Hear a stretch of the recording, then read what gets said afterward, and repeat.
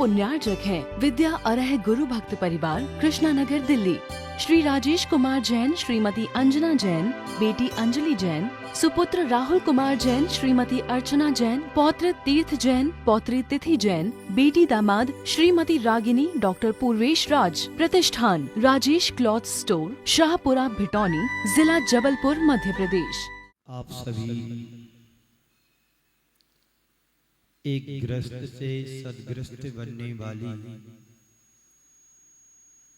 कारिका के माध्यम से हम अपने जीवन में श्रवण कर रहे हैं। एक ग्रस्त सदग्रस्त कैसे बनता, इस बात को जताने के लिए पंडित आसाधर जी ने सागार धर्मामृत में कहा है, न्यायोपात धनो यजन गुरु गुरुन सदगिस्त्रिवर्गम भजन नन्यो ज्ञान गुणम तदर ग्रहणी स्थानालयो ह्रीमया युक्ताहार विहार आर्य समिति प्राज्ञः कृतज्ञो वसिः श्रवण धर्म कथाम दयालु रघुभी सागार धर्मम चरित। इस कारिका के माध्यम से कल परसों मैंने कुछ बात को आपके सामने रखा कि एक ग्रस्त के लिए धन की आवश्यकता होती है। धन के बिना ग्रस्त का निर्वाह हो नहीं सकता है। साधु जीवन का निर्वाह तो हो सकता है, होता है। साधु लोगों को धन की आवश्यकता नहीं होती है। यदि कुछ जरूरत या आवश्यकता पड़ती है तो ग्रस्त उनके कार्यों को पूर्ण कर देते हैं, करा देते हैं। लेकिन एक ग्रस्त के जीवन निर्वाह के लिए बहुत कुछ आवश्यकता होती है धन की।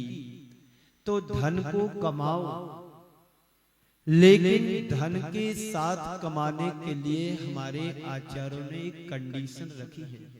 वो कहा है, न्यायोपात धनम, न्याय और नीति के द्वारा कमाया हुआ धन तुम्हारे लिए जीवन में आवश्यक होता है। न्याय और नीति से कमाया हुआ धन तुम्हारे कार्यों में, तुम्हारे कार्यों की पूर्ति करा सकता है। अन्याय और अनीति से कमाया हुआ धन जीवन में ना बचता है और ना बचता है।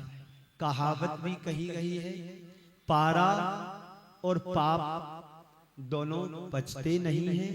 इसलिए हमारे जीवन का लक्ष्य धन का उपार्जन नहीं, सुख शांति समृद्धि होना चाहिए।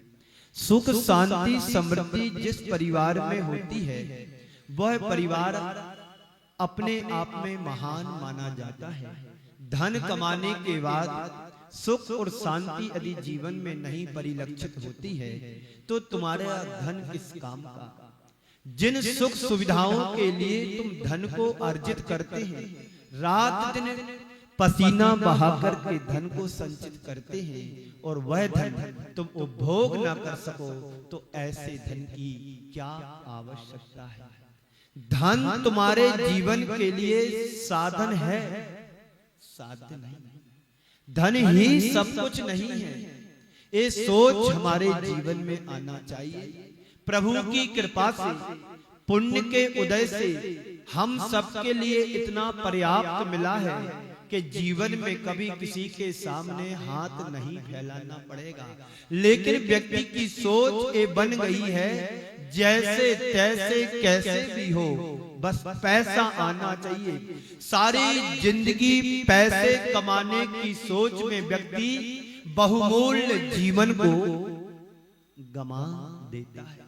जिन क्षणों में तुम्हें प्रभु की आराधना करना चाहिए, उन क्षणों में व्यक्ति संसार के गोरख धंधों में अपना समय गमा रहा है।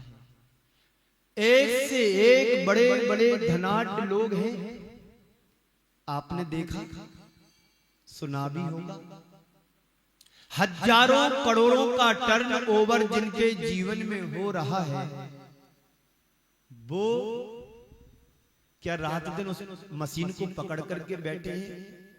क्या उसी कार्य में संलग्न है? नहीं। जितना बड़ा व्यापार व्यक्ति का होता है, उतना ही व्यक्ति फ्री होता है। सुबह शाम ऑफिस में जाकर के काम देखता है, काम देखते हैं, फाइल को कुछ पलटाया, आवश्यक हुआ तो कुछ कर लिया, वरना उनके इतने कर्मचारी सेवक के रूप में लगे हैं, वो सारा काम देखते हैं। पैसा वो भी कमा रहे हैं और पैसा आप लोग भी कमा रहे हैं। उनके कमाने का तरीका कुछ अलग है और आपके कमाने का तरीका कुछ और है। हम पैसा कमाएं, लेकिन पैसे कमाने में, धन कमाने में इतने लीन ना हो जाए कि हमारी प्रभु की वंदना पूजन अर्चना भी प्रभावित हो। तो न्यायोपात धनम, न्याय और नीति से धन को कमाना है। आचार्य कहते हैं संपत्ति बढ़ाना हो तो बढ़ाओ, पर जीवन में विपत्ति ना आए। महावीर कुमार जी, आपका जीवन बड़ा सुलझा हुआ लगता है। आपका जीवन सुलझा हुआ मुझे दिखाई दे रहा है। आपने सारी जिंदगी सर्विस की और सर्विस करने के बाद आप निश्चिंत हैं, महीने में जो आता है आ जाता है, उससे परिवार का खर्चा चल जाता है। यदि आप व्यापार में लगे होते तो आज यहाँ सुख शांति से यहाँ पर बैठे भी नहीं होते। जो व्यापार में लगे हुए हैं वो व्यापार की दौड़ में जुड़ गए हैं और मंदिर में पूजा पाठ छूट गया। जो धर्म लाभ प्रवचनों से लेना चाहिए था, जो लाभ गुरु भक्ति में मिलना था, जो लाभ भैया वृत्ति से मिलना था, वो लाभ उनसे कोसों दूर चला गया। बस उनका उद्देश्य और उनका लक्ष्य सिर्फ एक ही है, जैसे तैसे कैसे भी हो, बस पैसा धन संपत्ति बढ़े। पर पता है सभी आचार्यों का कहना है, तीर्थंकर भगवंतों का कहना है, जो तुम्हारे घर में धन संपत्ति आती है बिना पाप से नहीं आती है। धन को कमाने में, व्यापार करने में, संपत्ति को एकत्रित करने में सट काय की जीवों की प्रार्थना होती है। इसलिए वो धन पाप के द्वारा संचित होता है। उस पाप का प्रक्षालन करने के लिए हमारे आचार्यों ने हिदायतें दी हैं कि दान और पूजा करो। दान और पूजा तुम्हारे पाप का प्रक्षालन करने के लिए सबसे बढ़िया साधन है। हम रोज पाप करते हैं तो रोज दान भी करना है। जिस प्रकार से रोज हम नहाते हैं, क्यों नहाते हैं? इसलिए नहाते हैं कि सुबह से शाम तक जो हमारे शरीर पर रज जुड़ जाती है पाप के रूप में, उस पाप को साफ करने के लिए नहाना जैसे जरूरी होता है, ऐसे ही कर्म मलों को धोने के लिए, निर्मल बनने के लिए हमें दान और पूजा से प्रक्षालन करना चाहिए। तो संपत्ति बढ़ाना हो तो बढ़ाओ, पर संपत्ति शब्द को ध्यान में रखते हुए। संपत्ति का अर्थ क्या है? तो आचार्यों ने कहा है संपत्ति प्रतिपत्ति इति संपत्ति। जिसकी प्राप्ति भली प्रकार से हो वह संपत्ति है। कहीं तुम्हारी संपत्ति तुम्हें विपत्ति की ओर तो नहीं ले जा रही है। ऐसे ऐसे लोग संपर्क में आते हैं जिनके घरों में हजारों करोड़ों का धन जमा होता है और जब इनकम टैक्स वाले जाकर के डेरा डाल लेते हैं, वही संपत्ति उनके जीवन में विपत्ति खड़ी कर देती है। बस अब कुछ उनके हाथ में नहीं बचता है, बस बदनामी के अलावा और कुछ नहीं। भले तुमने मेहनत और बाप दादाओं की कमाई को बढ़ाया हो, लेकिन वो कैसे बढ़ाया? अन्याय और अनीति से। न्याय और नीति से कमाया हुआ धन तुम्हारे लिए इस भाव में भी यश देगा और परभाव में भी सुख देगा। इस संपत्ति का अर्थ है विपत्ति नहीं, संपत्ति जीवन में बने सुख समृद्धि। लेकिन अधिकांश लोगों को देखने में आता है उनकी संपत्ति उन्हीं के लिए दुखदाई बन जाती है। इसकी वजह क्या है? इसका कारण क्या है? इसकी वजह तो कारण सिर्फ यही है कि जो उनकी कमाने की नीति है वो साफ और सुथरी नहीं है, इसलिए उन्हें संपत्ति एक दिन विपत्ति में डाल देती है। तो सम्यक प्रकार से अर्जित संपत्ति हमारे विकास का आधार बनती है। यदि हमने उपेक्षा कर दी तो वही हमारे लिए संपत्ति विनाश का कारण भी बन सकती है। मनुष्य ने अपने सारे मानदंडों को एक तरफ रख दिया है। भारतीय संस्कृति में जितने भी मानदंड स्थापित किए गए हैं, आज उन सब की उपेक्षा की जा रही है। जहां आत्मा और परमात्मा को महत्व दिया गया है, जहां परमेश्वर ही हमारी संस्कृति रही है, इस संस्कृति में परमेश्वर को प्रधानता दिया गया है, जहां आज उसका स्थान पैसे ने ले लिया है। पैसा ही आज व्यक्ति के जीवन में परमेश्वर बन गया है। आप कहेंगे कि पैसे के बारे में इतना नेगेटिव बोलने की जरूरत क्या है? बोलने की जरूरत तो नहीं है, लेकिन आज व्यक्ति की जो लालसा या जो सोच बन गई है, मात्र धर्म की जगह धन को महत्व देने लगा है, और वह भी धन कमाने में इतना बेहोश हो गया है, उसे अपने परिवार के प्रति, धर्म के प्रति, आत्मा के प्रति कुछ भी भान नहीं रहा है। आप देखते हैं अभी कितने सारे लोगों ने जाकर के दुकान खोल ली हो। ग्राहक आए ना आए हमारे हाथ में नहीं, पर दुकान ना खोलना तो हमारे हाथ में है। कब खोलना? सुबह से शाम तक हो जाती है। कितना सा कमा के लाते हो? यदि पुण्य तुम्हारे पल्ले में है तो तुम 1 घंटे में भी वो कमा सकते हो जो दिन भर में नहीं गमा पाया। आपको पता है हमारे जैन जगत में एक पंडित जी हुए हैं। पंडित जी दौलत राम जी हो सकते हैं और कोई भी हो सकते हैं। वो जयपुर में खजांची के पद पर मुनीमी का काम करते थे। सदा सुखदास जी शायद जयपुर नरेश के यहाँ वो खजांची के पद पर थे। टोडरमल जी, सदा सुखदास जी, जो भी हो प्रसंग को समझना। व्यक्ति के जीवन में संतोष कब आता है? जब व्यक्ति धर्म से जुड़ जाता है, तब संतोष रूपी धन उसके जीवन में आता है।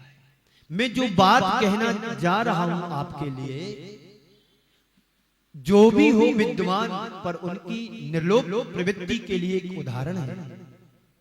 वो उनके यहां मुनीमी का काम करते थे।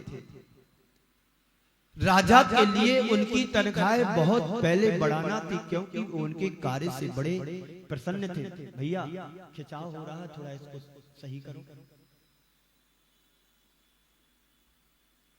मुनीमी का काम करते थे। राजा उनके कार्य से प्रभावित होकर के उनकी तनख्वाहें बढ़ाना पहले चाह रहा था, लेकिन व्यस्तता के कारण उनकी तनख्वाहें नहीं बढ़ा पाए। और एक दिन तनख्वाहें बढ़ा करके 10 रुपए की जगह 15 रुपए उन्होंने देना शुरू किया। महीने पर। तो पंडित जी ने लेने से इनकार कर दिया कि मुझे इतने ज्यादा पैसे की जरूरत नहीं है। राजा को मालूम हुआ शायद इनको और पैसे ज्यादा जरूरत होगी, इसलिए इतने पैसों लेने से उन्होंने मना कर दिया। जब राजा ने उनसे हूबहू बात की तो पंडित जी साहब ने इतना ही कहा, मुझे जब मेरा 10 रुपए में 12 रुपए में काम चल जाता है तो 16 रुपए लेने से मुझे क्या फायदा। यदि आपको तनख्वाह बढ़ाना ही है तो तनख्वाह ना बढ़ा करके मेरा जो 8 घंटे का काम है वो 2 घंटे घटा दो, 6 घंटे में काम करूंगा। और 12 रुपए में मेरा जब महीने भर का काम चल जाता है तो मुझे 16 रुपए लेने की जरूरत नहीं। आपको यदि बढ़ाना ही है तो मेरा समय कम कर दो। मैं जैन दर्शन के जो ग्रंथ लिख रहा हूँ उसमें 2 घंटे अतिरिक्त समय दे सकता हूं। एक निर्लोभ प्रवृत्ति का उदाहरण है। चाहते तो वो लाखों रुपए उनसे लेकर के अपना घर परिवार बसा सकते थे, लेकिन नहीं। इसको बोलते हैं न्याय नीति के द्वारा कमाया हुआ द्रव्य। तो आज व्यक्ति पैसे को ही परमेश्वर मान रहा है और उसके जीवन में पैसा ही परमेश्वर बन गया है। आज के इस अर्थ प्रधान युग ने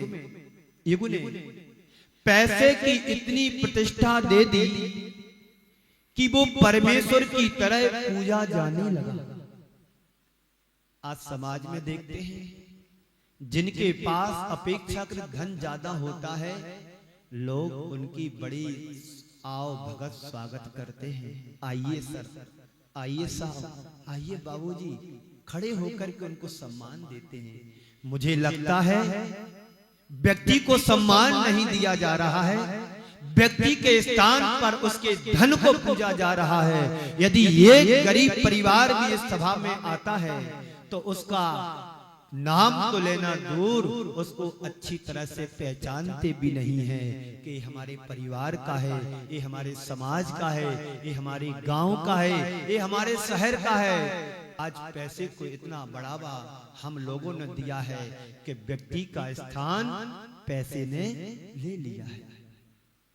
अगर किसी के पास पैसा ना हो तो उसे अपने भी भुला देते हैं। शायद इसे ही देख करके व्यक्ति पैसा कमाने के लिए पागल होने लगा है कि हमें भी पैसा कमाना, हमें भी पैसा कमाना। जिस देश में कहा जाता था, जिस देश में कहा जाता था कभी भज गोविंदम, भज गोविंदम, भज गोविंदम, आज उसी देश में लोग गाने लगे हैं भज कल्लारम, भज कल्लारम, भज कल्लारम, भज गोविंदम, भज गोविंदम, गोविंदम भज मूढ़ मते। लेकिन आज उसी देश में पैसों की, रुपयों की पूजा की जा रही है।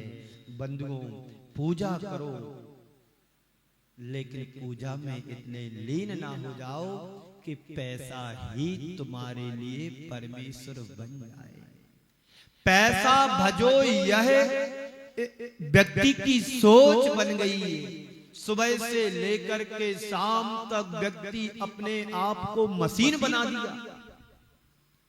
बोलो, अभी यहां से आप लोग छूटेंगे, सर्विस वाले सर्विस के लिए समय से पहुंचेंगे, दुकान वाला तो किसी को भेज दिया होगा नौकर के लिए, चाबी हाथ में लेकर के जाओ, तुम साफ सफाई करो, मैं आता हूं 10 बजे टिफिन लेकर के।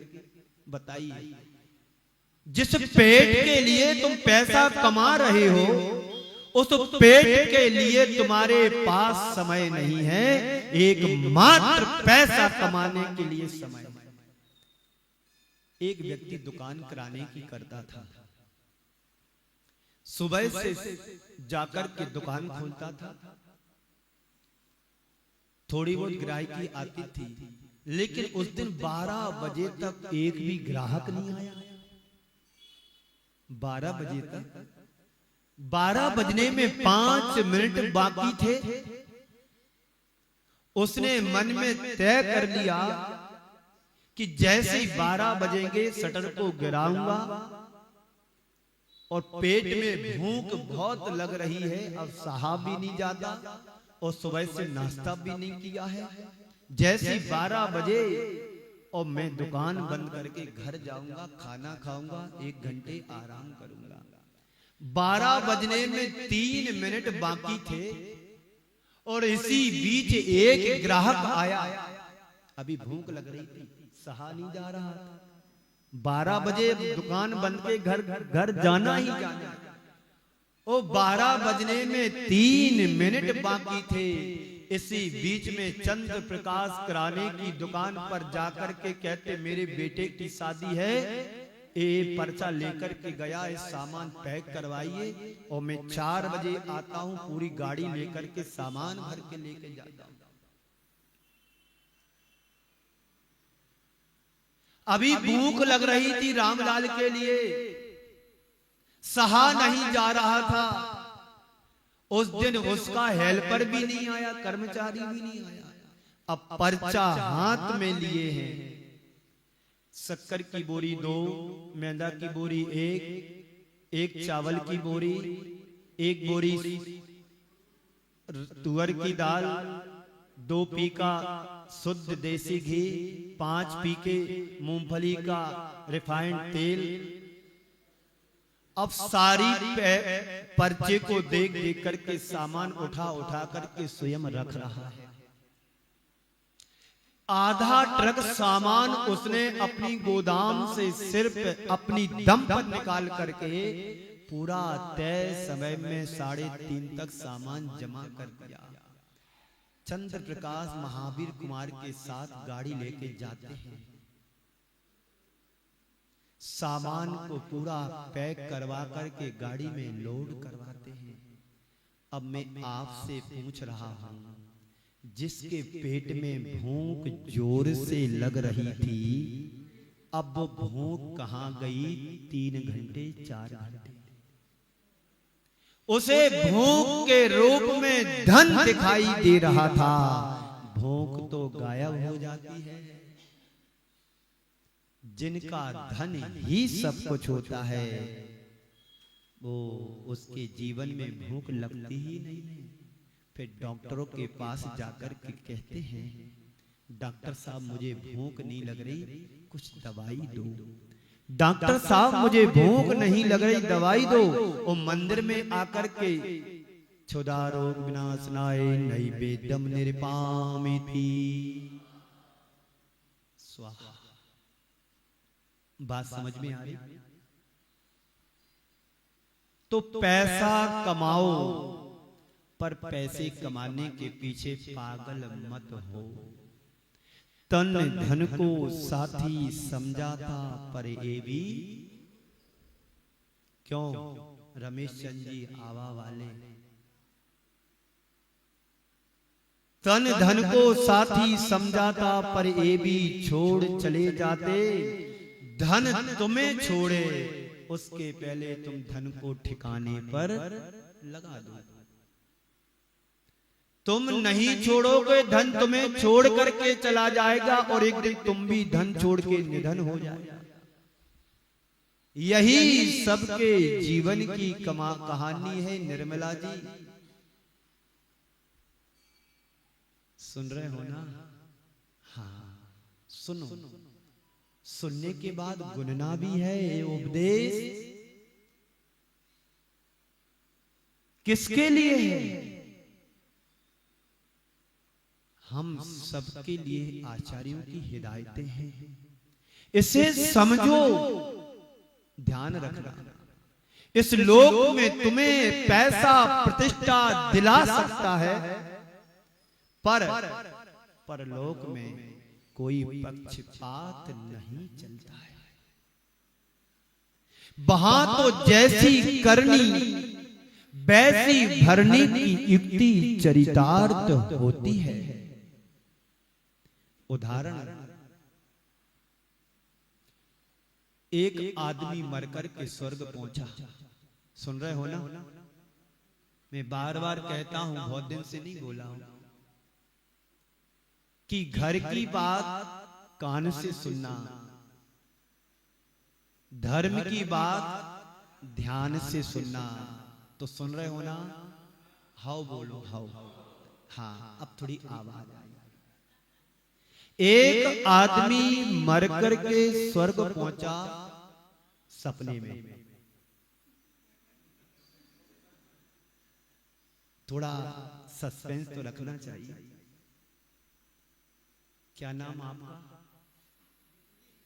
पीछे सिकरचंद जी, मैं भूल गया, अब याद करना पड़ेगा।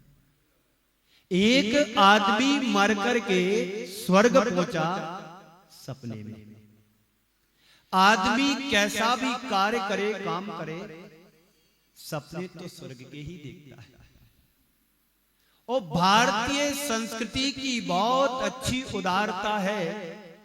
व्यक्ति जिंदगी भर कैसा भी काम करे, पर उसके नाम के पीछे आगे स्वर्ग ये लिखा जाता है।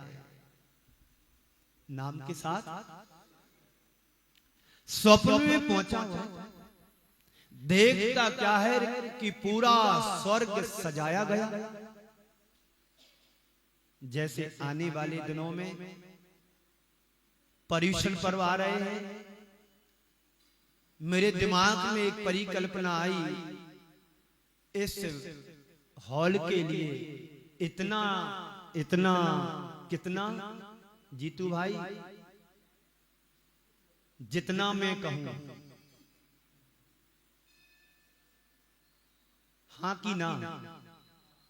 हाँ, ईमानदारी से, हृदय से, बिल्कुल। जे तालियां बजाओ ईमानदारी के लिए। बाद में भले बेईमान बन जाए चातुर्मास के बाद, जब तक है तब तक the best honest man person. तो व्यक्ति कैसे भी कार्य करे, पर स्वप्न तो स्वर्ग के ही देखता है, इसमें कोई संदेह नहीं है। तो पूरा स्वर्ग ऐसा सजाया गया, स्वर्ग से भी और अच्छा। उसने स्वर्ग में जाकर के उसे एक किनारे पर बैठा दिया। कहां बैठा दिया? जहां जूता चप्पल उतारते हैं ना, वहां भी व्यवस्था है। सारी स्वर्ग में ऐसी ऐसी व्यवस्था है, जैसा व्यक्ति यहां कर्म करता है, एक किलविस जाति का देव होता है, जिसका स्थान जहां पर आप जूते चप्पल खोलते हैं, उसको वहां बैठाया जाता है। वो नीच जाति का देव है, देव है पर नीच जाति का है। उसे बैठा दिया गया किनारे पर, और उसने पूछा, भाई आज बात क्या है? किसी देव से पूछा कि भाई आज बात क्या है? तुम्हें पता नहीं, आज मृत्यु लोक से एक सेठ ने स्वर्ग में जन्म लिया है। आज मृत्यु लोक से एक सेठ ने स्वर्ग में जन्म लिया है। उसके जन्मोत्सव की यहाँ पर खुशियां मनाई जानी है। उसने व्यक्ति ने सोचा, उसने सोचा कि स्वर्ग में जन्म लेने वालों के साथ यही व्यवस्था होगी। उस व्यक्ति ने सोचा जो किनारे पर बैठा था कि यह व्यवस्था स्वर्ग में हर व्यक्ति के लिए जन्म लेने वालों के साथ व्यवस्था होगी। और वह किनारे पर जाकर के बैठा रहा, एक आशा से कि थोड़ी देर बाद मेरा भी नंबर आएगा। लोग बड़े गाजे बाजे से हाथी घोड़ा लेकर के, पालकी लेकर के आएंगे, जैसे सेठ को ले जाकर के गए हैं। शायद मेरे साथ भी यही जलसा होने वाला है, ये सोच रहा है मन ही मन। ऐसे ही गाजे बाजे के साथ आएंगे, मुझे भी ले जाएंगे। काफी देर के बाद दो चार व्यक्ति आते हैं, और कहते हैं कि भाई साहब आपका स्वर्ग में स्वागत है, आइए प्रवेश कीजिए। उस व्यक्ति को बड़ा आश्चर्य हुआ, ये कैसा पक्षपात है। मैंने तो सुना था कि 1000-2000 की संख्या आएगी, मुझे ले जाएगी गाजे बाजे के साथ, यहां तो सिर्फ 2 व्यक्ति आए। उसे बड़ा अफसोस हुआ। उसके अफसोस को देख करके द्वारपालों ने कहा, आप चलिए भाई साहब, आप चलिए, मैं आपको लेने ही आया हूं, मुझे लेने के लिए आए हो आप? अरे हद हो गई। मैंने तो सुना था कि सिर्फ मृत्यु लोक में ही पक्षपात होता है, कि जो धनाढ़ लोग होते हैं उनकी व्यवस्था बैठने की महाराज के बाजू में सोफे पर होती है, और एक साधारण से जन साधन की व्यवस्था आम सभा में होती है, और जरा सा गरीब हुआ तो लास्ट कोने में बैठना पड़ता है। पर तुम्हारे स्वर्ग में भी पक्षपात होता है। द्वारपालों ने पूछा, बात क्या हो गई, ये तो बतलाओ पहले। उस किसान ने कहा, अभी अभी मैंने देखा कि एक सेठ ने स्वर्ग में जन्म लिया तो हजारों लोग उसे लेने के लिए आए, गाजे बाजे और पालकी के साथ लेने के लिए आए हैं, जलसा मना रहे थे, जुलूस निकाल रहे थे, बड़ा अच्छा कार्यक्रम करा रहे थे, और मैं सीधा सादा किसान जिसने आज तक अपने जीवन में कोई बेईमानी नहीं की, कोई गलत काम नहीं किया, कोई पाप जैसे कार्य नहीं किए, उसके लिए सिर्फ 2 लोग, मात्र 2 लोग, वह भी बिना गाजे बाजे के। यह पक्षपात नहीं तो और क्या है। द्वारपालों ने उसे समझाते हुए कहा कि भाई, पक्षपात की बीमारी तो मनुष्यों में होती है, स्वर्ग में नहीं होती है। हमारे यहाँ कोई पक्षपात नहीं होता है। बात सिर्फ इतनी सी है, ध्यान से सुनना, आप कैलकुलेशन करके मैं आपके लिए सुनाना चाह रहा हूं। पक्षपात की बीमारी तो मनुष्यों में होती है, स्वर्गों में नहीं होती है। यहाँ हमारे यहाँ कोई पक्षपात नहीं चलता है। बात सिर्फ इतनी सी है कि आप जैसे सीधे सादे लोग मरकर के जन्म तो इस स्वर्ग में रोज लेते हैं, इसलिए हम लोगों को कोई फर्क नहीं पड़ता है। लेकिन सेठ साहूकार लोग 2, 5, 10 वर्षों में कोई एकाध बिरला ही जन्म लेता है, इसलिए हम लोग भी जन्म का जलसा मना लेते हैं। बात समझ में आई? कितना तीखा एक व्यंग है। यह व्यंग नहीं, जीवन का यथार्थ है बंधुओं। अन्याय अनीति के रास्ते पर चलने वाला कभी स्वर्ग नहीं पहुंच सकता है। व्यक्ति को अपने बारे में विचार करना चाहिए कि यह अन्याय अनीति का मार्ग हमें कहां ले जाएगा, कहां छोड़ेगा। जो व्यक्ति अन्याय अनीति से धन इकट्ठा करता है, उसका फल उसको यहीं पर मिलता है, स्वर्ग में मिले किसने देखा।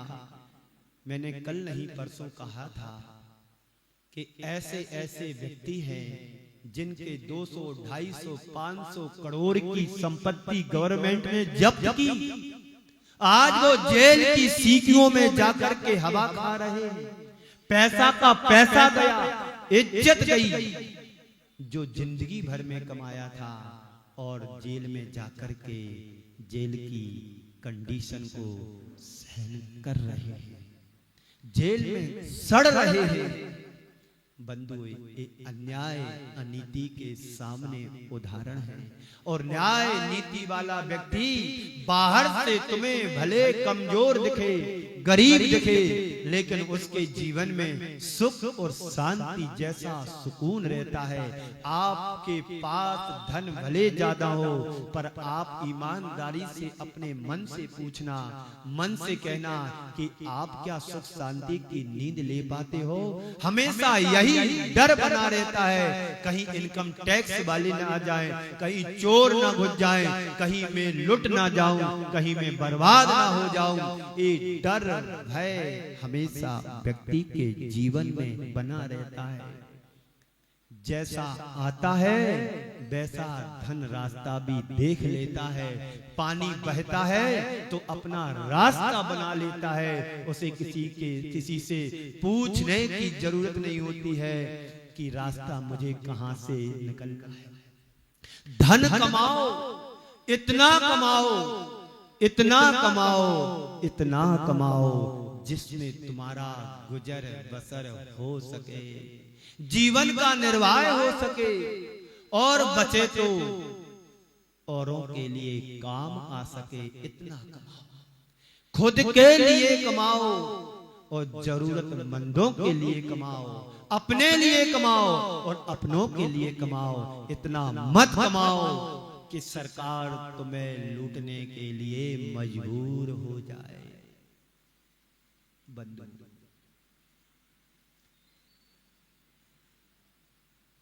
जब आदमी यह समझता है कि जीवन के लिए सोने चांदी की आवश्यकता नहीं, जीवन के लिए सोने चांदी की आवश्यकता नहीं, हमारा पेट रोटियों से भरता है, तो सोने चांदी से नहीं।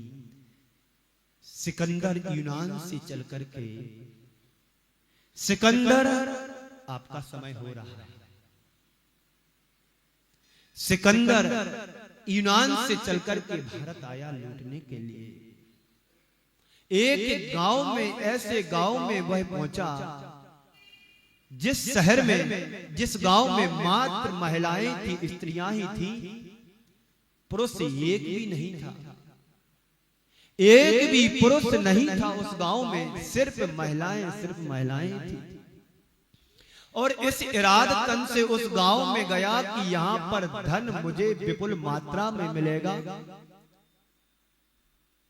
शाम का वक्त था, गांव में पहुंचा, महिलाओं की भीड़ लग गई और उसने एक महिला को बुला करके, जो अच्छी एकदम हट्टी कट्टी बोल्ड दिखाई दे रही थी, उसको बुला करके कहता है, सिकंदर, मां मुझे भूख लग रही है, मुझे रोटियां ला करके दो। मां मुझे भूख लग रही है, मुझे रोटियां ला करके दो।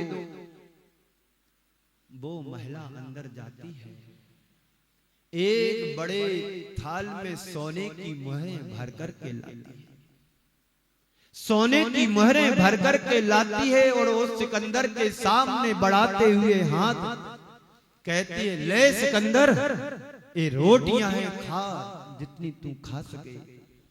जैसे ही सिकंदर ने उस थाल को, लाल कपड़े को अगल करते हुए देखता है, तो रोटियों की जगह उसमें सोने की मोहरें पड़ी हुई थी। इस कार्यक्रम के पुण्यार्जक थे विद्या अरह गुरु भक्त परिवार, कृष्णानगर, दिल्ली। श्री राजेश कुमार जैन, श्रीमती अंजना जैन, बेटी अंजलि जैन, सुपुत्र राहुल कुमार जैन, श्रीमती अर्चना जैन, पौत्र तीर्थ जैन, पौत्री तिथि जैन, बेटी दामाद श्रीमती रागिनी, डॉक्टर पूर्वेश राज। प्रतिष्ठान राजेश क्लॉथ स्टोर, शाहपुरा, भिटौनी, जिला जबलपुर, मध्य प्रदेश।